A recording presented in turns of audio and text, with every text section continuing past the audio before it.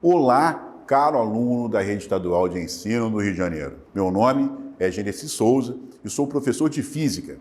Seja bem-vindo a essa videoaula do segundo bimestre do Ensino Normal, terceira série. Nessa videoaula, iremos aprender a diferenciar as ondas mecânicas de ondas eletromagnéticas, conhecer alguns fenômenos ondulatórios e qual a sua importância para a comunicação moderna, relacionar as diferentes grandezas associadas aos fenômenos ondulatórios. Seja bem-vindo à nossa videoaula. Você já ouviu alguém falar assim? Vamos pegar uma onda?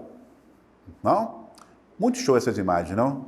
Mas em física, conceituamos ondas como sendo um movimento causado por uma perturbação em um meio elástico, que transmite energia, mas não transporta matéria. Um exemplo de onda é o que você pode observar nessa imagem, onde uma gota cai sobre a superfície de um líquido, inicialmente calmo. O impacto causado por uma gota, ela causa uma perturbação no líquido, fazendo com que as ondas circulares se propaguem pela sua superfície. Para que possamos conhecer até mesmo o seu comportamento, é importante que saibamos identificar os elementos básicos de uma onda. Na imagem, você pode visualizar esses elementos, que são a amplitude, que auxilia na identificação dos pontos de crista e vale, os nós, que são pontos de equilíbrio, e o comprimento de uma onda, que é medido entre duas cristas consecutivas. Entretanto, nem todas as ondas podem ver a olho nu, como as ondas de rádio, por exemplo. Portanto, vamos classificar as ondas. Inicialmente, faremos quanto à sua natureza, e elas podem ser classificadas assim: mecânicas ou eletromagnéticas. As ondas mecânicas necessitam de um meio material para se propagar. Ou seja, sua propagação envolve o transporte de energias do tipo cinética e potencial, e depende da elasticidade do meio. Por isso, não são capazes de se propagar no vácuo. Alguns exemplos são os que acontecem em molas e cordas, sons e em superfície de líquidos. As ondas eletromagnéticas são geradas por cargas elétricas oscilantes e sua propagação não depende do meio em que se encontram. Ou seja, podem se propagar no vácuo e em determinados meios materiais. Alguns exemplos são as ondas de rádio, de radar, raio-x e as ondas micro-ondas. Vale destacar que todas as ondas eletromagnéticas propagam-se no vácuo com velocidade de 300 mil km por segundo. Já as ondas mecânicas dependem do meio de propagação.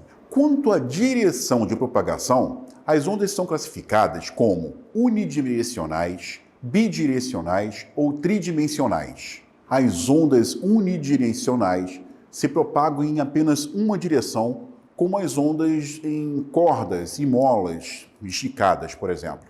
Bidirecionais são aquelas que se propagam por uma superfície, como as águas de um lago, por exemplo.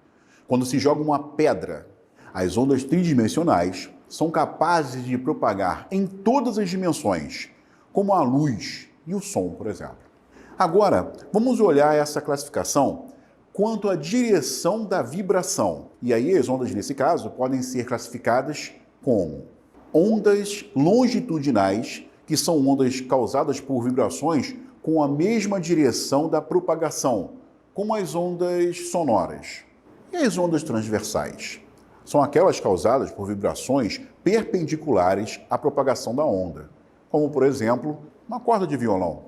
Alguns fenômenos ondulatórios estão presentes no nosso cotidiano e têm muita, mas muita ligação nas tecnologias atuais, como a ressonância, polarização, reflexão, refração e efeito Doppler. A reflexão total e a refração, por exemplo, atuam no sistema de telecomunicações por meio da fibra ótica. A polarização da luz é aplicada nos óculos 3D Este fenômeno permite que a luz se propague em apenas um plano. O fenômeno da ressonância pode ser aplicado em exames e como os de ressonância magnética, procedimento comumente conhecido como método de diagnóstico de imagem, no qual são geradas imagens de alta resolução que permite a gente observar órgãos e tecidos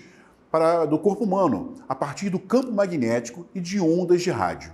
O efeito Doppler refere-se à mudança aparente da frequência transmitida ou recebida por um objeto devido ao seu movimento em relação ao observador, sendo utilizado na astronomia e também permite obter dados a partir do Sistema de Posicionamento Global, GPS, e tem aplicação até na medicina, através de exames como ecocardiograma. Bem, estamos chegando ao final de mais uma videoaula.